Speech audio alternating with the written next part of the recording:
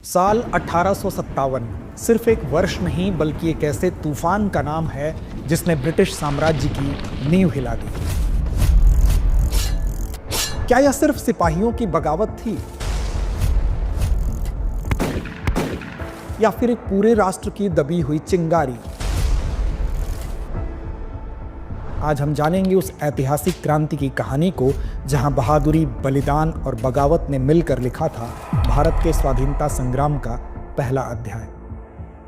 अंग्रेजों की east India company के शासन ने धीरे धीरे भारत को जकड़ लिया था।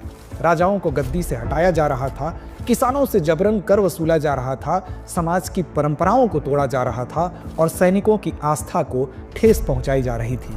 यह सिर्फ असंतोष नहीं था बल्कि एक धधकती ज्वाला थी जिसमें कभी भी विस्फोट हो सकता था। बस जरूरत थी एक चिंगारी की। लेकिन सवाल यह है कि क्या अचानक बिना कारण ही जल उठी थी आजादी की चिंगारी? तो जवाब है नहीं। इसके पीछे थे वर्षों से सुलगते असंतोष, दबे हुए दर्द और टूटते हुए विश्वास। अगर हम इस क्रांति के प्रमुख कारणों की बात करें तो उन्हें हम अंग्रेजों की साम्राज्यवादी, प्रशासनिक और सामाजिक नीति के साथ ही तात्कालिक कारणों के रूप में विभाजित करके समझ सकते हैं। तो आइए एक एक करके विस्तार से समझते हैं क्रांति के कारणों को।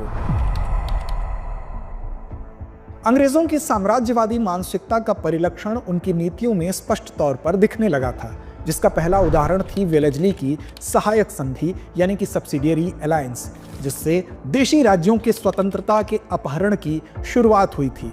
इसके तहत भारतीय राज्य को अपनी सेना हटाकर ब्रिटिश सेना को अपने राज्य में तैनात करने देना होता था। साथ ही उस राज्य को ही ब्रिटिश सेना के खर्च का भुगतान भी करना होता था। राज्य बिना अंग्रेजों की अनुमति के किसी अन्य शक्ति से संधि नहीं कर सकता था। यदि राज्य खर्च नहीं चुका पाता तो उसे अपना क्षेत्र कंपनी को देना होता था। साथ ही एक ब्रिटिश रेजिडेंट को दरबार में नियुक्त किया जाता था।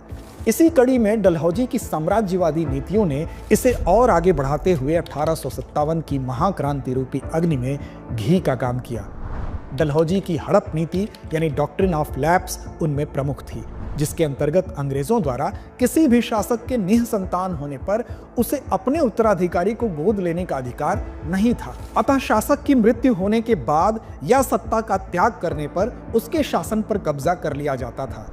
इस नीति का सहारा लेकर सतारा 1848, जैतपुर और संभलपुर 1849, उदयपुर 1852, झांसी 1853, नागपुर 1854 आदि राज्यों को अंग्रेजी साम्राज्य में मिला लिया गया।